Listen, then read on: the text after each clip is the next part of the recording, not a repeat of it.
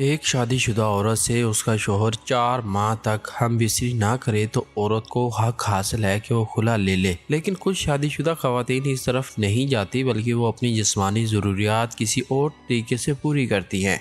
मैं एक बड़े स्टोर पर मुलाजम था। इस स्टोर के मालिक चाचा अनवर ने मुझे अपना बेटा बनाया हुआ था। अगरचे मेरी उम्र ज़्यादा ना थी, लेकिन माँ बाप के गुर्बत भरे हालात की मजबूरी ने कम उम्री में मुझे मेहनत की तरफ धकेल दिया। अभी मेरी उम्र 15 साल होने वाली थी। चाचा अनवर के साथ मेरा कोई रिश्तेदारी न थी। मैं उनके पास काफी अरसे से काम कर रहा हूँ। अपना काम पूरी ध्यानदारी और मेहनत से करने की वजह से मुझ पर चाचा की शफकत शामिल हाल रही। चाचा अनवर की फैमिली में उनकी 2 बेटियां और एक बेटा था।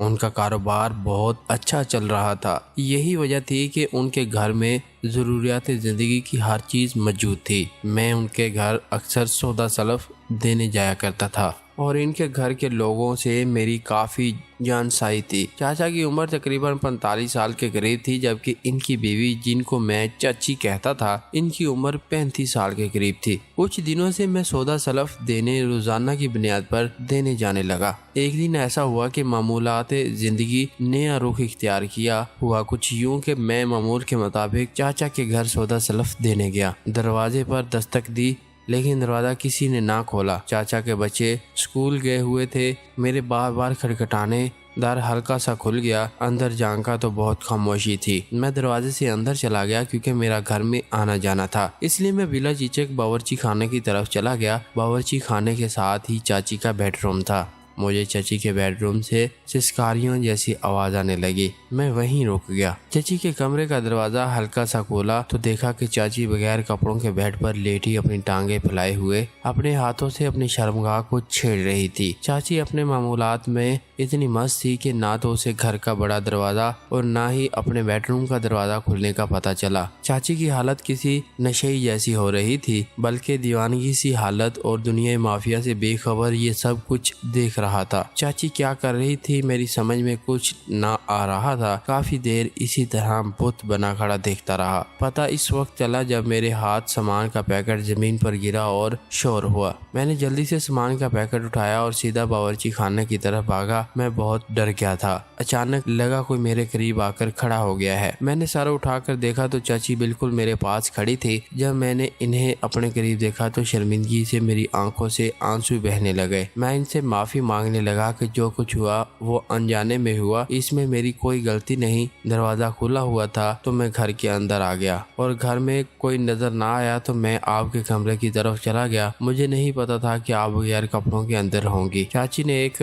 हंकारा भरा और मेरे कपकपाते जिस्म का भरपूर जायजा लेते हुए कहा, अच्छा गलती से हुआ है। चाची ने मेरे साथ आहिस्ता आहिस्ता अपना जिस्म लगाना शुरू किया। मैं थोड़ा थोड़ा पीछे हटता रहा और चाची थोड़ा थोड़ा आगे बढ़ती रही। मैं बहुत घबराया हुआ था और चाची को यकीन दिलाने की कोशिश कर रहा था कि इसमें मेरी कोई मर्जी शामिल ना थी, लेकिन चाची शायद कोई मंसूबा बना चुकी थी। वो मेरी ऐसी हालत से लुत्फ अंदोज हो रही थी। मैं क्या जवाब देता मुझे खुद मालूम न था कि मेरी ऐसी हालत क्यों कर हो गई है। आखिर मैंने इनके आगे हाथ जोड़े, इनके कदमों में गिर गया। चाची ने मुझे कॉलर से पकड़ा और ऊपर की तरफ उठाते हुए कहा, तुम्हें माफी मिल सकती है, लेकिन इसके लिए एक शर्त है। मैंने आंसू भरी आंखों से चाची की तरफ देखा और मुंह से कुछ न बोला, जैसे मैं जानना चाह रहा था कि वो क्या शर्त है। चाची शैतानी मुस्कुराहट चेहरे पर लिए बोली, शर्त यह है जैसे मैं बगैर कपड़ों की हूँ, तुम भी अपने कपड़े निकाल लो। मैं एक झटके से पीछे हटा और फिर एक मिन्नतें करते हुए बोला, नहीं नहीं चाची, मैं ये नहीं कर सकता। मैंने माफी मांगते हुए चाची से रहम की अपील की। चाची, अनजाने में ये जो गलती हो गई है, आइंदा से ऐसी गलती नहीं होगी। चाची मेरी तरफ सिरकते हुए बोली, अगर माफी चाहते हो जो कहती हूँ वैसा करो, अगर नहीं करोगे तो माफी नहीं मिलेगी। मेरे जिस्म से तो जैसे रूह निकल चुकी थी। डर से पूरा जिस्म लर्ज रहा था। चाची बोली, असल में देखना चाहती हूँ कि तुम जवान हो गए हो या नहीं। चाची ने कहा, तो मैं कहती हूँ अगर वो तुम नहीं मानोगे तो चलो ठीक है, ना मानो, लेकिन जान लो कि मैं तुम्हें कभी माफ नहीं करूँगी। मैं साकत खड़ा रहा। अब मैं इनकार और इकरार की हदूद से आगे निकल आया। चाची ने अपने तजर्बे की बुनियाद पर अंदाजा कर लिया था कि मेरी बर्दाश्त का मादा खत्म होता जा रहा है। चलो कोई बात नहीं, आज मैं तुझे कुछ नया सिखाती हूँ। ये कहते हुए चाची ने मेरे जिस्म पर दोनों हाथों से मसाज शुरू कर दिया। औरत के हाथों में अजीब जादू होता है, ऐसा ही जादू चाची ने मुझ पर कर डाला। हम न जाने कब 2 से 1 हुए, पता न चला। फारग होकर हम इकट्ठे नहाने चले गए। गुस्सा खाने से फारग हुए तो बहुत देर हो चुकी थी। अब डर लग रहा था कि चाचा को क्या कहूँगा। मैंने अपने डर का इजहार चाची से किया तो चाची ने कहा कि अनवर से कहना कि मैंने दवाई लेने भेज दिया था। चाची की तबीयत ठीक नहीं थी, इसलिए खाना भी तैयार ना किया। चाची ने जो कहानी गढ़ी थी मैंने ऐसे ही दुकान पर जाकर चाचा को सुना दी। मैं आज होने वाले इस वाक़े पर बहुत शर्मसार था। खुद मैं अजीब सी तब्दीली महसूस कर रहा था। घर आकर सारी रात सोया नहीं। मैं नाबालग था, ना समझ था, लेकिन आज के वाक़े के बाद खुद को एक मर्द समझ रहा था।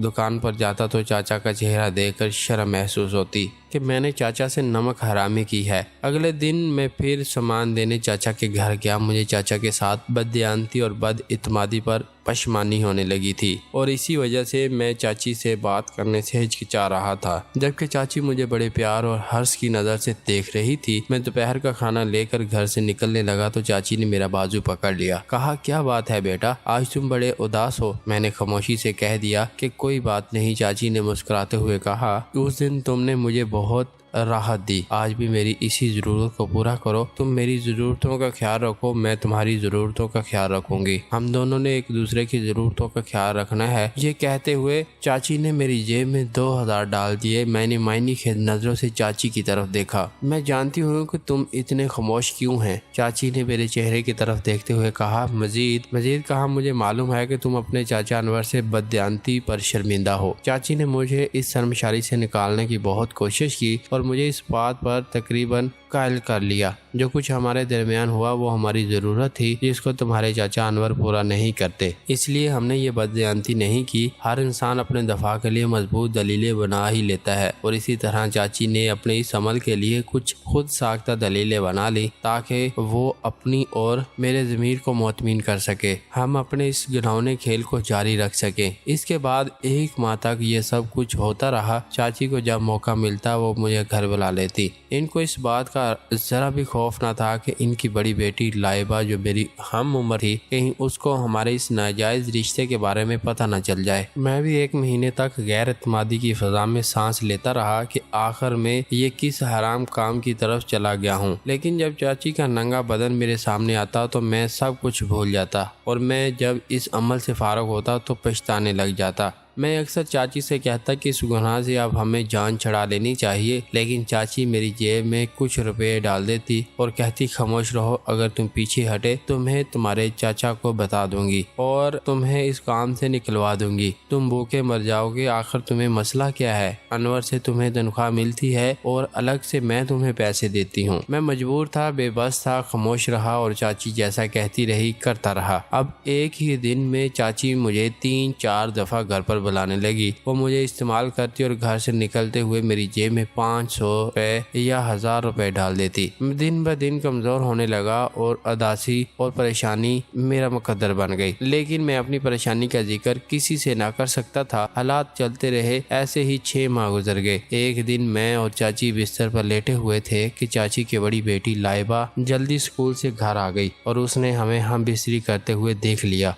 मैंने फौरी कपड़े पहने और घर से बाहर निकल गया। चाची लाइबा को अपनी उस हरकत पर मुतमिन ना कर सकी क्योंकि वो एक समझदार लड़की थी, लेकिन चाची भी बहुत बड़े ड्रामेबाज थी। वो लाइबा के कदमों में गिर गई और बोली, बेटा मैं आइंदा से इस तरह का गुनाह नहीं करूंगी। मैं बहक गई थी, मुझे माफ कर दो। कि लाइबा ने खामोशी इख्तियार कर ली। अगले दिन लाइबा स्कूल जाने लगी तो उसकी स्कूल वैन ना आई। चाचा अनवर ने मुझे इसको स्कूल छोड़ने के लिए कहा। मैं मोटरसाइकिल पर उसको स्कूल छोड़ने चला गया। लाइबा ने रास्ते में मुझसे कल वाले चाची और मेरे गलत फाल के बारे में पूछा तो मैं साफ मुकर गया, लेकिन इसने कहा कि मैं सब कुछ समझती हूँ, अब तुम मेरा भी एक काम करोगे। इतने में स्कूल आ गया और मैं इसको छोड़कर वापस काम पर चला गया। सारा दिन सोचता रहा कि लाइबा ने ये क्या शर्त रख दी है। मैं परेशान था। चाचा अनवर ने कहा, बेटा लाइबा और चाची के मतलब क्या सोच रहे हो? मैं हैरान हुआ और वो हंसने लगे। बोले, मुझे सब कुछ पता है, मुझे लाइबा ने सब कुछ बता दिया है और लाइबा ने जो काम तुम्हें कहा है वो मैंने ही इसे सौंपा है। दरअसल तुम मेरे बेटे हो और मैं तुम्हारी शादी लाइबा के साथ करवाना चाहता हूँ, लेकिन मेरी बेहुदा बीवी तुम दोनों के दरमियान आ गई है। अच्छा बेटा, अगर अब तुम्हें तुम्हारी चाची बुलाएगी तो चले जाना और लाइबा के साथ मिलकर काम मुकम्मल कर लेना। मैं पहले एक मुश्किल में था, अब दोहरी मुश्किल मेरे गले आन पड़ी थी। शाम को घर आया, खाना खाकर घर से बाहर एक बड़े अच्छे दोस्त के पास चला गया और अपने उस दोस्त से मशवरा किया, क्योंकि मैं अपने दोस्त से अपने दिल की हर बात कर लेता था। मुझे मशवरा दिया कि देखो, अगर ये काम मुझे दिया जाता तो मैं बगैर किसी तातल के ये काम निपटा देता, क्योंकि बेटी और उतना बड़ा कारोबार तुम्हें जहेज में मिल रहा है। अगले दिन शाम को मैं काम पर था, चाची ने मुझे घर पर बुला लिया। मैं चाचा अनवर को बताकर घर आ गया। लाइबा उस वक्त अकेडमी गई हुई थी। मैं और चाची बेडरूम में चले गए। चाची ने अपने सदर